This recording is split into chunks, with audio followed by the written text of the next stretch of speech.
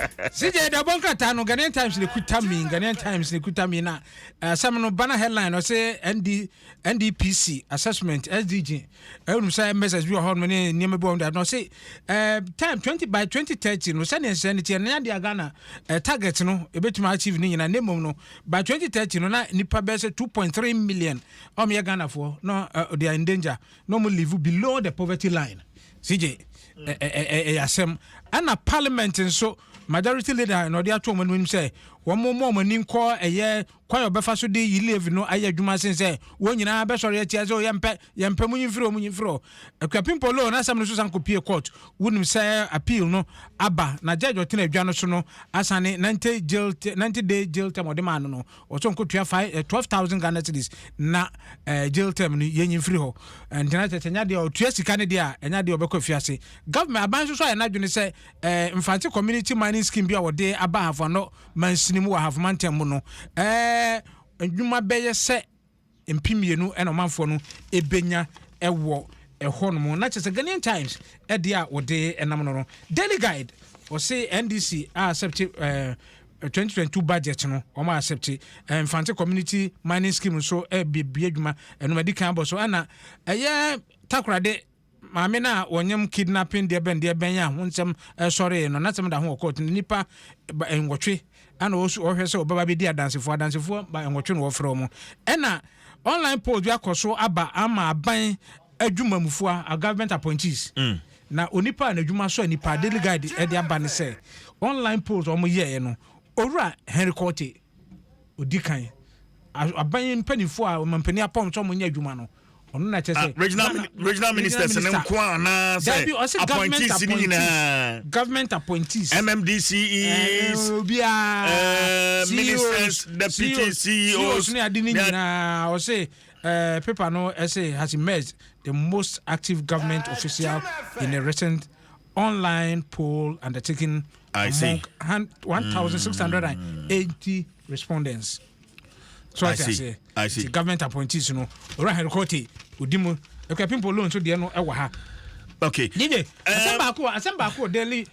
Democrat na mamenka famikrom. Okay. Ti mamenka, o say ukrom de esi akwa. Achima bu akwa south. Nimra se bedwani ho na efa. Ona asem no ne se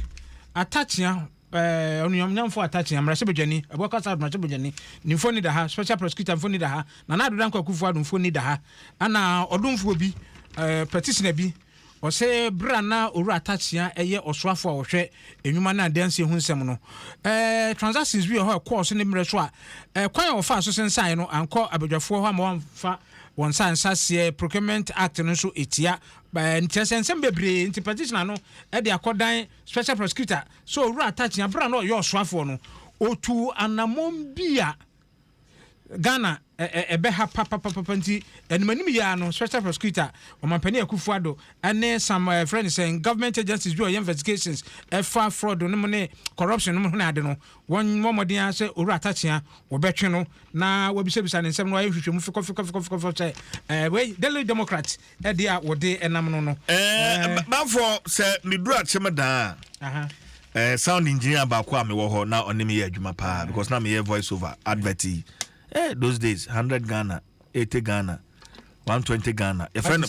yes punch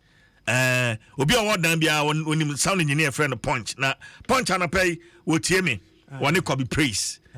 wo mu tie me pa nti ana pay ye nchiechi ati for mo wadane ne importable enyina yeah bro ati CJ na cheso mampani akufuado you say onim pedifo anti Daily Democrat na the business analyst on social inflation akosoro the highest in 4 years 12.2% November inflation quite course on land borders and so on mampani akufuado no kasai o say still ayatum untimi fafem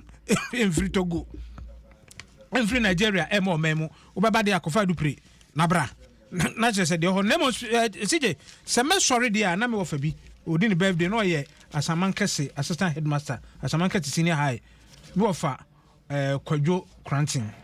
Kwadwo Frimpong Krantin and then birthday happy birthday and come me am wo fa si akono free and then birthday nti de me kan so fa opani Frimpong Krantin former assistant headmaster Asamanka Secondary School, Senior High School, and your birthday. Happy birthday. Enko, Enfa, Emao. CJ. Nanado, so ati enkran What? And to copy putoman to be here. Enti obi amobo ano ho. Copy putoman to be a and I am a Jimmy Diagum. It's about to go down. I am in the back of Marawana, putoman to back of Get out.